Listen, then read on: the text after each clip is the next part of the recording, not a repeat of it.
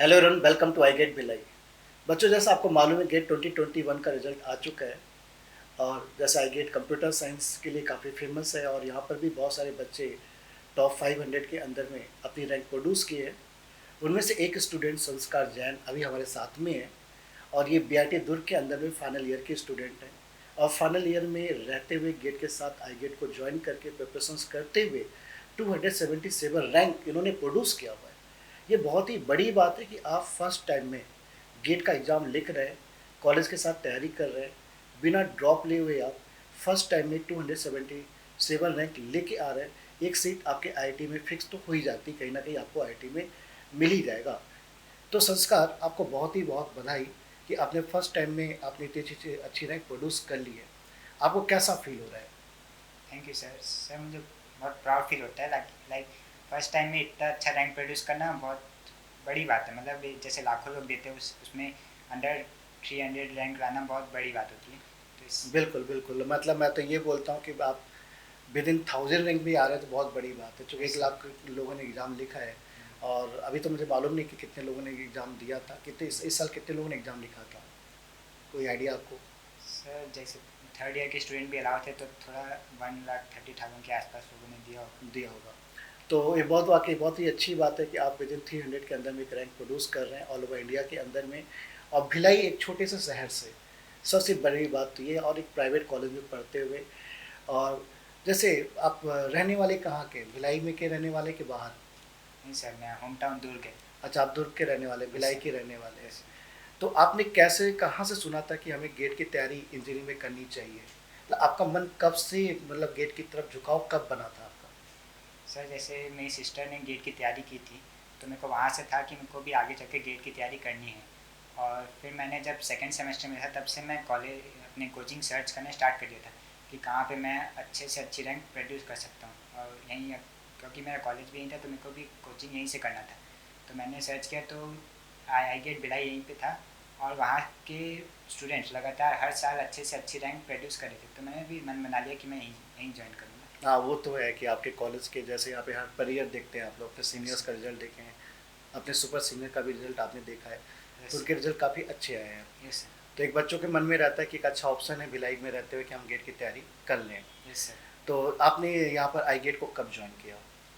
Sir मैंने fifth semester में था तब मैंने ज्वाइन किया था आईगेट को। जी जी। और मैं जुलाई के टाइम में ज्वाइन किया था 1.5 साल। आपने दोस्तों के साथ में? Yes sir. तो चूँकि उस समय आपके काफ़ी दोस्त लोग आते हैं और सब लोग एक साथ ही ज्वाइन करते हैं यस कि सर। गेट की तैयारी अब कंटिन्यूसली सीरियसली होकर हमें स्टार्ट कर देना है। यस तो अभी जैसे आपने गेट की तैयारी के लिए यहाँ पे चूज़ किया, एक हमें गेट की तैयारी करना है, तो आईटी का एक चांस रहता है कि जब आप 11-12 में रहते हैं, उस समय भी आपने तैयारी की होगी आईटी में जाने के, जिसको आईटी जेईई का एग्ज़ाम बोलते हैं। तो उस समय क्या कमियाँ रह गई थी? उस समय कैसे आपने प्रिपरेशंस की थी? सर उस समय हुआ ये था, मतलब मैंने कोचिंग नहीं की थी आईटी जेई में तो ये मेरी एक मिस था, मतलब गलती हो गई कि कोचिंग नहीं की मैंने। तो फिर वहाँ से सीख लेके मैंने सोचा कि मैं गेट की प्रिपरेशन आगे करूँगा तो कोचिंग ही करूँगा। और कोचिंग नहीं करने से एक डिसएडवांटेज ये भी है कि आपको ये नहीं पता रहता कि क्या पढ़ना है, आपको कितना पढ़ना है और किस सिस्टमेटिक में क्या प्रॉपर फॉलो ऑर्डर करना है, ऑर्डर फॉलो करना है। तो इसीलिए मैंने सोचा कि अब गेट करना ही है तो कोचिंग तो करना पड़ेगी। तो तो इसी आज प्रॉपर गाइडेंस के लिए कि यस सर। गाइडेंस की मेंटरशिप यहाँ पे आपको मिल जाएगी। Yes sir. तो संस्कार, जैसे आपने बताया कि आपने फिफ्थ सेमेस्टर में आई गेट को ज्वाइन कर लिया था आपने सर्च आउट करके, और आपने बताया कि आपके सिस्टर भी गेट की तैयारी की थी, तो आपको एक आइडिया था कि गेट की प्रिपरेशंस होती है। यस तो आपके पापा मतलब यहाँ पर जॉब में या बिजनेस है उनका? सर वो बिजनेसमैन है, उनका आर्टिफिशियल ज्वेलरी एंड बैंगल्स का बिजनेस है। Very good. Okay okay. तो एक तरह से आपके पापा जो बिजनेसमैन है। Yes sir. तो पढ़ने में आप हैं, आपके सिस्टर्स हैं साथ में? Yes sir. ओके। तो अभी सबसे ज़्यादा हमारे जो व्यूवर्स हैं ये जानना चाहेंगे कि आपने कॉलेज में रहते हुए एक सिस्टमेटिक प्रिपरेशंस कैसे किया? मतलब आपने जब फिफ्थ सेमेस्टर में ज्वाइन किया ऑफलाइन क्लासेस, उस समय तो ऑफलाइन क्लासेस चलती थी, यस सर। तो ऑफलाइन क्लासेस आपने ज्वाइन किया, तो उसमें आपने कैसे प्लान बनाया, कैसे अपने आप को कितने आवर्स की स्टडी की आपने, कौन सी बुक्स आपने पढ़ी? फिर आप सिक्स सेमेस्टर में गए तो कैसे आपने अपना प्लान चेंज किया, और सेवन में पहुँचते पहुँचते प्लान को और कितना मॉडिफाई किया आपने? सर सबसे पहले गाइडेंस तो मैं ये देना चाहूँगा कि आपको अगर गेट करना है तो आप जितनी जल्दी अपना मन बना लो उतना ज़्यादा अच्छा रहेगा आपके लिए। ऐसे मेरे को करने था, तो मैंने सेकंड सेमेस्टर में ही अपना मन बना लिया था। तो वहाँ से फिर मैंने चीज़ों को ढूंढना, मतलब कि सर्च करना स्टार्ट किया कि आगे मेरे को क्या करना चाहिए, मेरे को ऐसी चीज़ ऐसा अभी से क्या प्रिपेयर करना चाहिए कि आगे अगले 5-6 मतलब गेट से 5-6 महीने मेरे को कोई ऑब्स्टेकल परेशान ना करे, या मैं अपनी प्रिपरेशन रोकूँ ना। इसके लिए फिर मैंने सर्च करना स्टार्ट किया। फिर मैंने देखा कि प्रोजेक्ट्स वगैरह होते हैं 7 सेमेस्टर 8 सेमेस्टर में, इंटर्नशिप्स होती है। तो मैंने डिसाइड कर लिया कि अब आगे का जो टाइम है 3rd सेमेस्टर से लेके 5th सेमेस्टर तक, तो उस टाइम को मैंने प्रोजेक्ट्स वगैरह बनाने में यूटिलाइज़ कर लिया, और कोडिंग वगैरह करने में यूटिलाइज़ कर लिया, और इंटर्नशिप वगैरह भी ढूंढने स्टार्ट कर दी। तो एट द एंड कि मई 2020 तक मेरा सब कुछ कंप्लीट हो चुका था। तो फिर अब जैसे 5th सेमेस्टर है, तो 5th सेमेस्टर में क्लासेस लग रही थी, क्योंकि उस समय कोई लॉकडाउन वगैरह नहीं था, तो हम लोग क्लासेस भी जाते थे और यहाँ कोचिंग भी करने आते थे। तो ऐसा लगता था सुबह सुबह कोचिंग रहता था, तो सुबह उठ के फिर यहाँ कोचिंग आ जाओ, फिर कोचिंग से पहले थोड़ा बहुत रिवाइज़ कर लो जो कुछ भी पिछले दिन का पढ़ा है, उससे आपको थोड़ा ज़्यादा अच्छे समझ में आएगा और ज़्यादा आप चीज़ों को ग्रेस्प कर पाओगे। फिर कोचिंग के बाद फिर कॉलेज चले गए। फिर कॉलेज से वहाँ पे 4, 4:30, 5 बजे तक फ्री हुए। फिर कॉलेज के बाद फिर थोड़ा और घर में भी थोड़ा बहुत काम रहता है, वो सब करके फिर रात को 8 से 10 बजे तक थोड़ा और अपना प्रिपरेशन को बूस्ट कर लिए थोड़ा।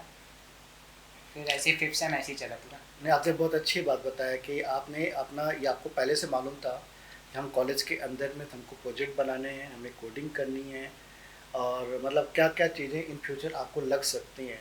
तो इन्होंने बहुत अच्छा किया कि इन्होंने एडवांस में उस सब चीज़ों को कवर कर लिया। इन्होंने 4th सेमेस्टर 3rd सेमेस्टर में कोडिंग की। इन्होंने इंटर्नशिप के लिए भी जो सोचे थे, इंटर्नशिप बहुत इंपॉर्टेंट तो नहीं होता है यदि आप गेट की तैयारी तो कर रहे हैं, यस ठीक है, लेकिन हाँ आपका मन है, कुछ बच्चों को रहता है कि इंटर्नशिप करना है, तो 4th सेम में आपने इंटर्नशिप कर लिया, और भी एक एक्सपीरियंस हो गया कि इसको करने से कितना फ़ायदा होगा। मन का एक जो होता है कि भ्रम होता है वो भी टूट जाता है, चलो ठीक है ये कर लिया, पता चल गया भाई हाँ क्या सर। है ये चीज़ क्या है, ठीक है, तो उसको भी इन्होंने कर लिया।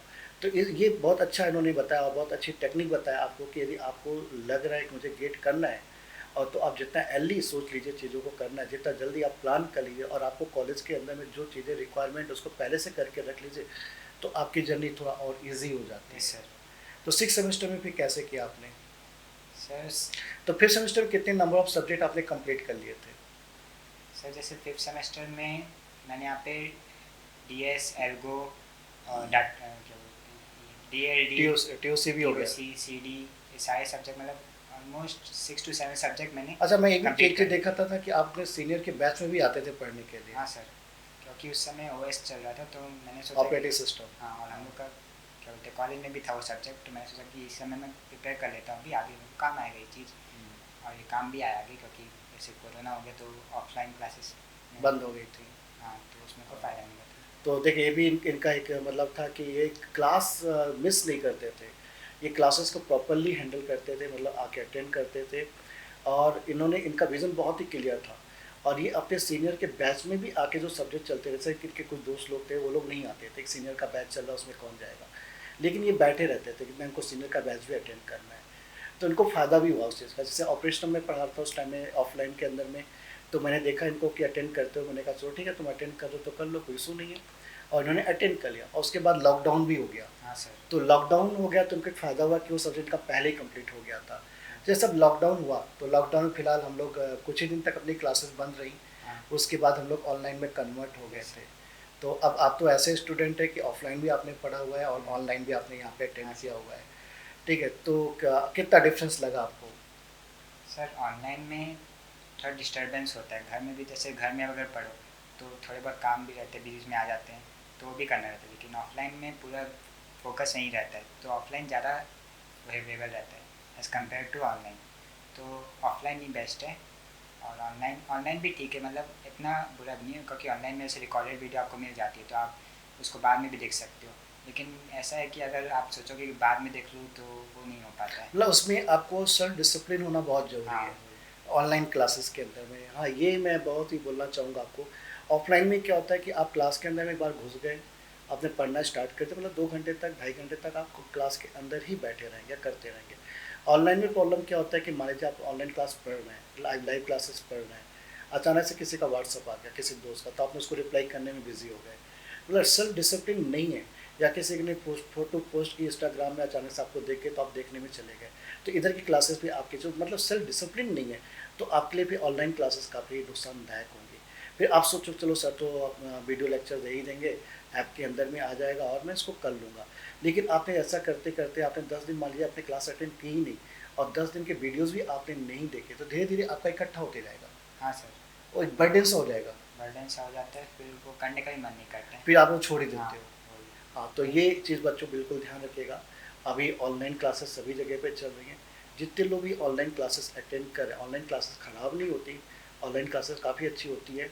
लाइव क्लासेस अटेंड कर रहे हैं तो प्रॉपर्ली अटेंड करिए, मतलब 2 घंटे जब आप बैठ रहे हैं क्लास अटेंड करने की, उस समय सारी चीज़ें आप मोबाइल को बंद करके रखिए, व्हाट्सअप मतलब अपने ऊपर कंट्रोल रखिए। बेसिकली आपको अपने ऊपर कंट्रोल नहीं है तो इतने बड़े एग्जाम को आप क्लियर नहीं कर पाएंगे, सीधी सी बात है। तो यहाँ पे माइंड को बहुत ही कूल रखना है। जैसे आप अभी संस्कार को देख रहे हैं तो आपको देख के लग रहा होगा कि कितना कूल माइंड है ये, बहुत ही ज़्यादा कूल माइंड है। इवन आपको मैं इनके बारे में बताऊँ, संस्कार के बारे में, कल मैं इनको खोज रहा था कि यार इनका मैंने जब पोस्ट डाला फेसबुक के अंदर में कि इनका 277 रैंक है, तो मैंने सोचा लाओ मैं संस्कार को टैग कर देता हूँ। लेकिन इनको मैंने खोजा फेसबुक में, ये मिले नहीं मुझे, तो मैं समझ गया ये फेसबुक में है ही नहीं। फिर इंस्टाग्राम में मैंने देखा, वहाँ पर भी ये प्रेजेंट नहीं है।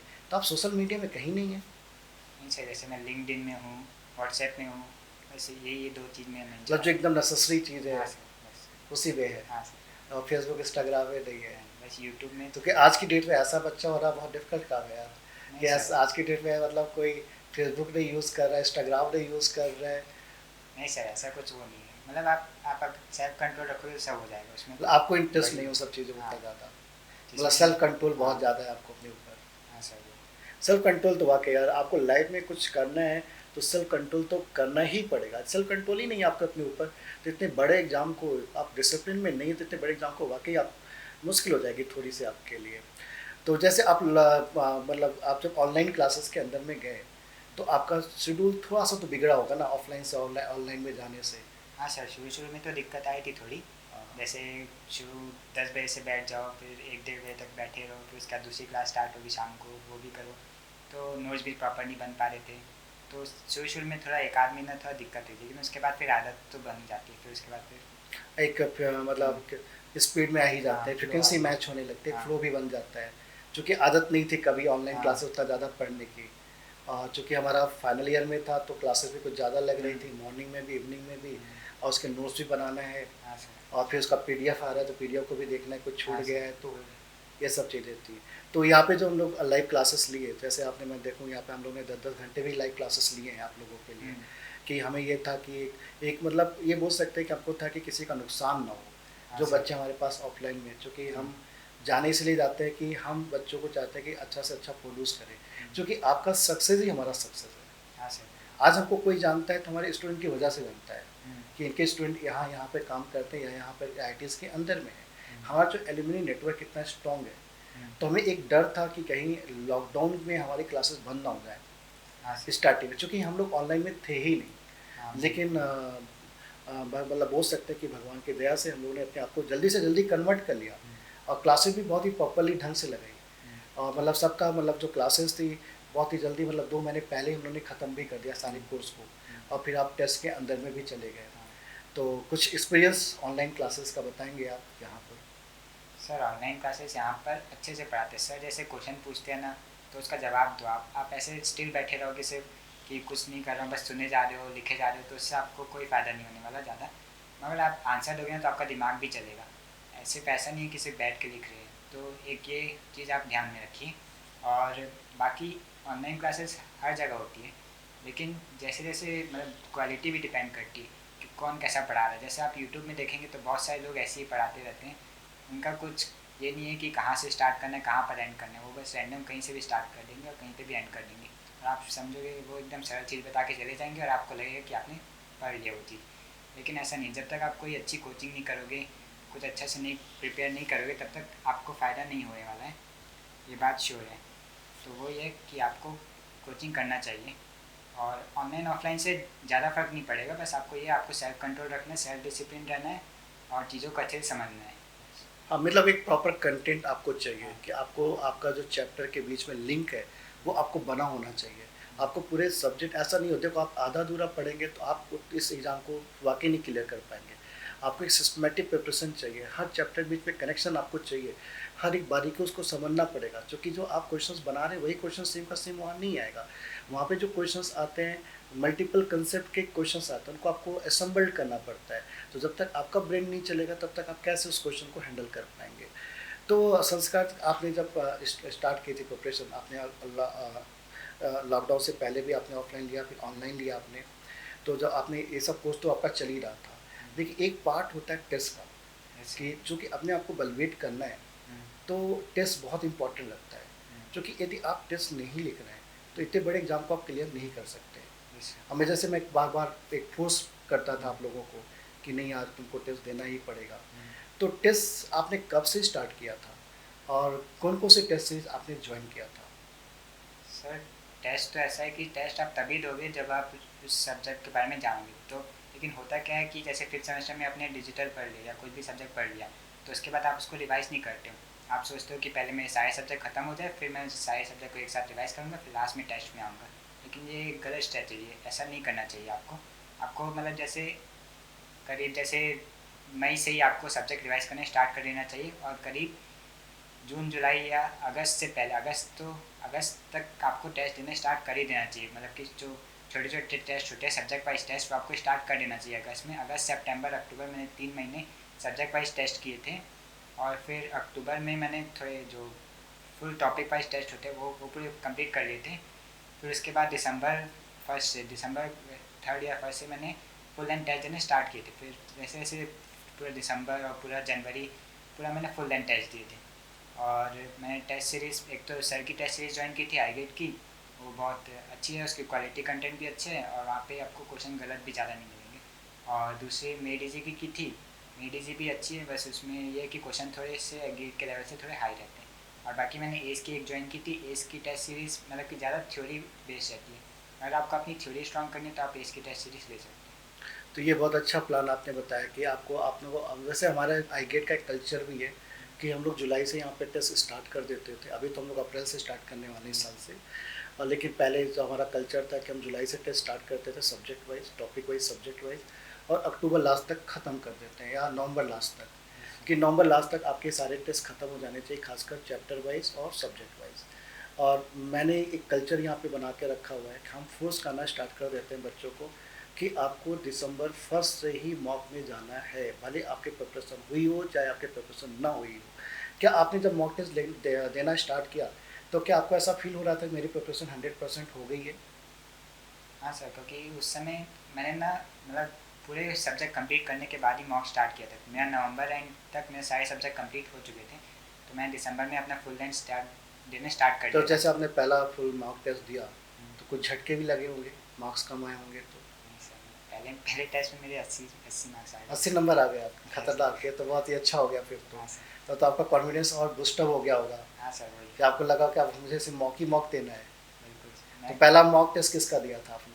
मैंने इसका दिया था। ऐसे कर दिया, लेकिन आपने बताया उनका टेस्ट काफ़ी ईजी रहता है, हाँ, बहुत ईजी रहता है।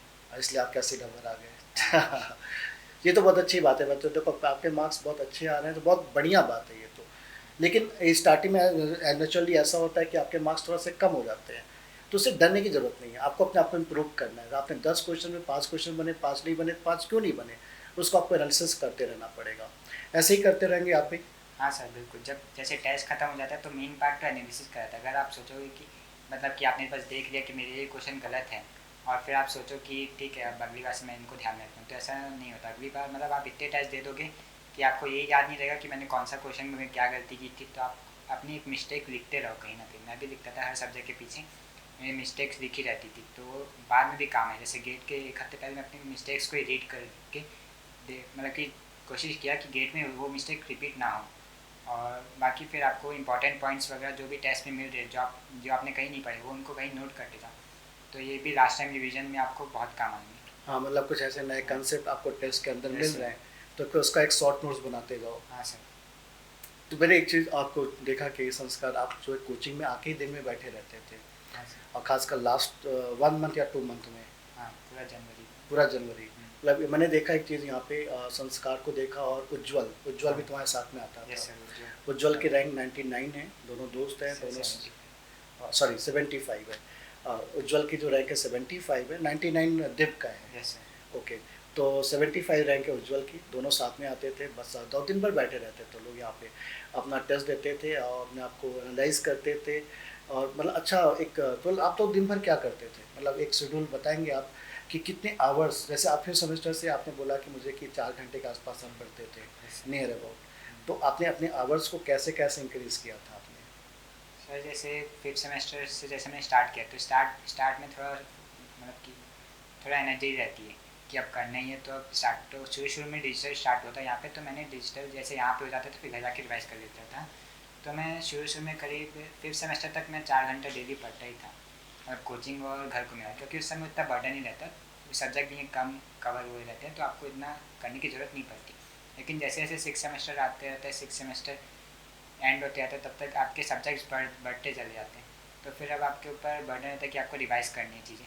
तो अब जैसे सिक्स सेमेस्टर मीन्स मई में ऐसा हुआ था कि मेरे को पुराने सब्जेक्ट भूल जा रहा था मैं, तो मैं वहाँ से रिवाइज़ करना स्टार्ट कर दिया। फिर उस समय फिर ऐसा मतलब कि सुबह कोचिंग ज्वाइन कर ली, कोचिंग क्लास कर ली, फिर उसके बाद फिर दोपहर को थोड़ा मतलब कि रेस्ट कर लिया थोड़ा, 1-2 घंटा, 3-4 बजे तक। फिर उसके बाद फिर अपना ये ऐसा किया कि 1 घंटा थोड़ा क्वेश्चन सॉल्व कर लिया और 1 घंटा थोड़ा रिवाइज कर लिया, ऐसे रिविजन सब चीज़ चलता रहा।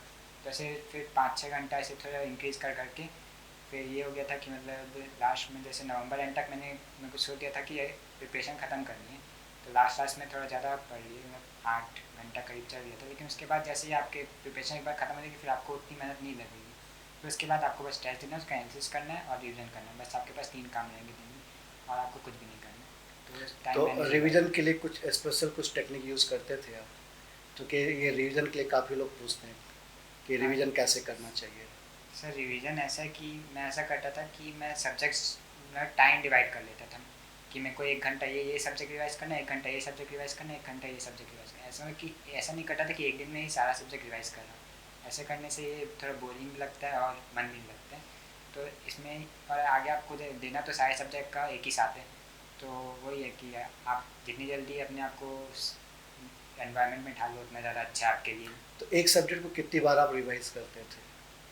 सर मैं गैप के बीच में कि जैसे गेट के लास्ट 2 मंथ से पहले मैंने 4 बार तो रिवाइज़ किया था हर सब्जेक्ट को, और बाकी उससे पहले मैंने 1-1 महीने के बीच में रिवीजन किए थे हर सब्जेक्ट के। अच्छा, अच्छा, अच्छा। तो आप कितने नंबर ऑफ टेस्ट लिखे होंगे? सर अराउंड 140-150 टेस्ट दिए हैं, 140 टोटल 150 मिला के, टेस्ट मतलब total, subject wise subject wise plus mock test मिला के। Okay, okay. तो बच्चों, आप देख रहे हैं इनका प्लान पहले से काफ़ी अच्छा और काफ़ी स्ट्रॉन्ग प्लान इन्होंने बनाया था, और बहुत ही स्ट्रॉन्ग स्ट्रॉन्ग माइंड के ये। इनको मालूम था मुझे क्या क्या करना है और कैसे करना, और बहुत अच्छे ढंग से अपनी प्लानिंग को उन्होंने एग्जीक्यूट किया। तो संस्कार, जैसे अब आप गेट का एग्ज़ाम लिखे, तो गेट के एग्ज़ाम के दिन आप जब आए थे मिलने के लिए मुझसे, तो आप बहुत ही हैप्पी फील कर रहे थे और बहुत अच्छे क्वेश्चंस बना के आए थे। तो मतलब देखो, आप ऐसा नहीं कि कोई टॉप 100 में आ रहा है तो उसको नॉलेज ज़्यादा है, कोई 300 में आ रहा है उसका नॉलेज कम है। फिर नॉलेज का तो डिफरेंस नहीं रहता है, मेरा मानना है कि दोनों का नॉलेज तो बराबर ही है। तो मेरा मतलब मानना ये रहता है कि वहाँ पे 3 घंटे के अंदर में माइंडसेट या कुछ क्वेश्चंस ऐसे नहीं मिस्टेक हो जाते हैं, ठीक है, जिससे कि हमको थोड़ी सी रैंक हमारी यहाँ पे खसक जाती है। तो जब आप 3 आवर्स के अंदर में गए एग्ज़ाम देने के लिए बैठे आप, तो आपका बैठते समय क्या माइंडसेट था, और जब आप लिखना स्टार्ट किए तो माइंडसेट क्या हुआ, और बाहर जब निकले तो भी माइंडसेट कैसे चेंज हुआ चीज़ों को लेकर? सर गए थे तो थोड़ा टेंशन में, थोड़ा स्ट्रेस तो रहता ही है कि एक इतना बड़ा एग्ज़ाम है, एक 3 घंटे का एग्ज़ाम है, आपकी पूरी लाइफ इसी पे डिपेंड है, तो वो थोड़ा स्ट्रेस था। लेकिन उस स्ट्रेस को थोड़ा ओवरकम करना था, तो उतना मतलब कि ऐसा फिर मैंने मतलब ज़्यादा कुछ नहीं किया, मैं थोड़ा इधर उधर देखा, अपना माइंड को थोड़ा भटकाने की कोशिश किया। फिर जब टेस्ट स्टार्ट हुआ तो मैं प्रिपरेशन प्लान मतलब की स्ट्रेटजी बना लिया था कि मैं मतलब टेस्ट मॉक टेस्ट में कि पहले मैं 2 मार्क्स के क्वेश्चन करूँगा, फिर मैं एफटी में जाऊँगा, फिर मैं 1 मार्क्स के करूँगा। लेकिन वहाँ पे हुआ क्या कि वहाँ पे क्वेश्चन मिक्स आ गए, कि 2 मार्क्स और 1 मार्क्स मिक्स आ गए, तो फिर अब लेकिन फिर भी जब जहाँ से अब स्टार्ट तो करना ही था तो मैंने स्टार्ट किया। फिर जैसे जैसे स्टार्ट हुआ मतलब कि एकदम टाइम का वहाँ पे पता नहीं चलेगा, आपको लगेगा कि 3 घंटा 3 मिनट में ही निकल जाएगा। लेकिन वही है कि आपको अपना वहाँ पे बेस्ट देना, मतलब कि आपको ये भी ध्यान रखना है कि मेरे से गलती ना हो और मैं सही भी बनाते जाऊँ, और आपको किसी कोई क्वेश्चन में स्टक नहीं होना है, अगर आप कोई क्वेश्चन में फंस जा रहे हो तो फिर वहीं पे 2 मिनट सोचो, अगर नहीं बन रहा है आगे चल रहे आप उस क्वेश्चन को मार्क पर रिव्यू कर लीजिए, आगे आके आप देखेंगे तो आपसे वो बनेगा, और ऐसा होता है भी है। तो आप ये आपने जब टेस्ट इस बार एक पैटर्न ऐड हुआ था multi select question, yes sir. उसको लेकर कितनी परेशानी हुई? सर उसको लेकर मतलब मैं टेस्ट सीरीज में मॉक में मेरे मार्क्स सिर्फ MSQ में ही जाते थे ज़्यादा से ज़्यादा, तो मेरे को बस उसी में थोड़ी टेंशन थी कि MSQ में मेरे मार्क्स कट जाएंगे, और गेट में भी ऐसे ही होता, मतलब जित ज़्यादा मेरे मार्क्स कटे वो MSQ में ही कटे हैं, तो इसीलिए फिर वहाँ पे थोड़ी दिक्कत आई थी मेरे को। तो वही है कि क्योंकि पैटर्न एकदम से चेंज हो गया तो उसके लिए थोड़ी सी दिक्कत आई। हाँ, थोड़ी सी प्रॉब्लम आई आप लोगों को। तो आप जैसे गेट की जब प्रिपरेशन करते थे तो आपको कौन कौन से सब्जेक्ट बहुत अच्छे लगते थे? सर जैसे मेरे को CDS और एडा भी अच्छा लगता था, और क्या बोलते हैं डिजिटल मेरा फेवरेट सब्जेक्ट था, ऑपरेटिंग सिस्टम सी, मतलब कोई ऐसा बुरा सब्जेक्ट नहीं है, सारे सब्जेक्ट अच्छे थे। बस ये है कि आपको थोड़ा किसी सब्जेक्ट में थोड़ा ज़्यादा मेहनत करनी पड़ी, किसी में कम, बट एट द एंड आपको सब समझ में आ जाएगा, सब कुछ क्लियर हो जाएगा। जी जी जी। तो आपने सीओ तो ऑनलाइन में पढ़ा था यहाँ हाँ पर, सर ऑनलाइन। पूरे कवर हो गए थे सब्जेक्ट? हाँ सर पूरे सब्जेक्ट यहीं पे कवर हो गए थे मेरे आराम। तो जैसा आप देख पा रहे हैं बच्चों की संस्कार ने बहुत अच्छे ढंग से अपनी जर्नी के बारे में डिस्कस किया और बहुत अच्छे से उन्होंने बताया। तो संस्कार अपने जूनियर्स आपकी बातों को सुन रहे हैं, तो आप उनको क्या और कुछ एक्स्ट्रा प्लान जो मैं नहीं पूछ पाया हूँ आपसे, कुछ एक्स्ट्रा उनको बताना चाहते हैं, क्या मैसेज कुछ देना चाहते हैं उनको?